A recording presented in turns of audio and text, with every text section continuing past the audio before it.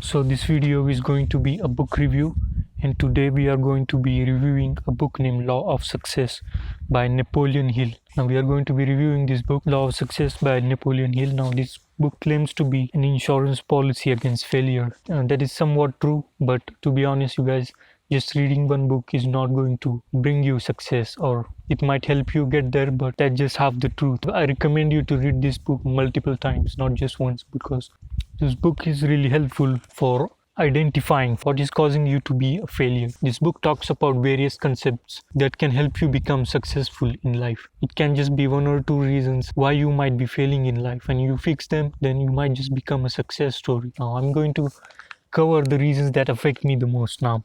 So the most important reason I realize why I'm failing in my life is just really not being able to make a decision. There are times I have spent years and years thinking about making a specific decision. Should I go for it? Should I not go for it? Should I wait? Should I not wait? Like this, I have wasted countless hours in decision, in trying to make the right decision, right decision. So that is the concept of indecision. So on one hand of the chessboard you have time as your enemy, time as your opponent. Okay, and on the other hand, it's you. So no matter what decision you make, no matter what moves you make, no matter in what corner of the chessboard you get, eventually time will catch up to you. Time will catch you off guard. Okay, so you are really not battling against anybody, you're just battling against time.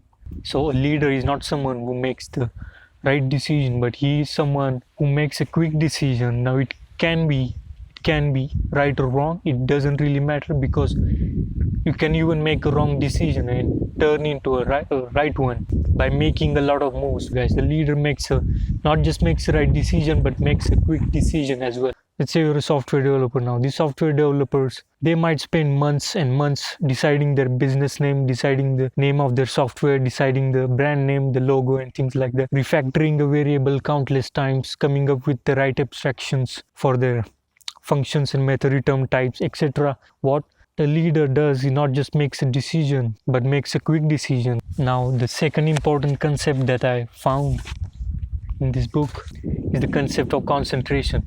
Why concentration matters, you guys. Now there are research and studies done by various institutions. Now it is revealed that only 10% of the people are somewhat successful. So only 10% of the people are able to concentrate on their lives, no matter what the life situation they're in. Let's say you suffered a heartbreak, okay, you had an illness, or there is some pandemic going around, or there is some market crash or something like that. Anything can happen, you guys, anything can happen. You really don't know what life has in store for you. It was revealed that only 10% of the people, no matter what life situation they are in, no matter what life throws at them, they are always able to maintain more than 80% of the concentration level.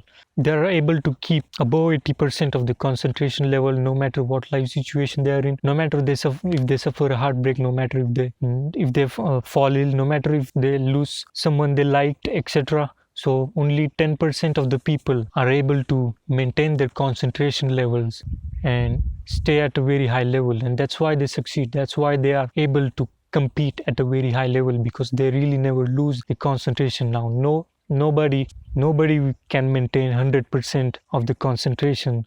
It doesn't happen, you guys. But you have to maintain more than 80%. Okay, you can reach 90%, okay, but you just have to keep 80% to 90% of your concentration levels. If you can't do that, you can't really be successful in life. So I realized that this is the second biggest issue, you guys. When I am able to concentrate, then I'm really like a high functioning member of the society, like going out there winning in things, okay. But when I'm not able to concentrate because of heartbreaks or diseases or things like that, then I just go in negative, guys. I just go negative. I realized that this is the second most important concept, you guys, the concept of concentration. Being able to concentrate in your life situation, no matter what life throws at you. So that is really important, you guys. You just have to keep more than 80% of your concentration level, and if you can't do that, then you might just become a failure, guys. And I don't want you guys to become a failure. So keep an eye on your concentration levels, okay. Make sure you have high levels of concentration. Here this book talks about 6 ghosts of fear. Now these ghosts are fear of poverty, the fear of old age, the fear of criticism, the fear of loss of someone, the fear of ill health, and the fear of death. Okay, so these are 6 ghosts of fear, and as the name suggests, and as we know, ghosts are imaginary, ghosts are not real. Okay, so these are just imaginary ghosts that your mind has created, and they can really stop you from progressing in life. This book on page 82 gives you some practical tools, talks about some essential qualities that you absolutely need to be successful in life. As the book claims, you guys, if you don't have these qualities, then you are just not going to become successful. It just doesn't happen. Okay, this book talks about the importance of prayer and why prayer is necessary. Now I will make a separate video. I'll make a separate video about punishment and prayer. Okay, so I'll make a separate video explaining these two things. I would like to talk about where I think this book is not telling you the truth. On page 540 it says that no man can rise to fame and fortune without carrying others along with him. It simply cannot be done. Now I think that this statement is not entirely true, because it's throughout history you can read stories of kings that all they did is hunt animals and nothing else. They did not help anyone. There are so many people out there, they just don't help anyone. No man can rise to fame and fortune without carrying others along with him. It simply cannot be done. So this statement is not entirely true.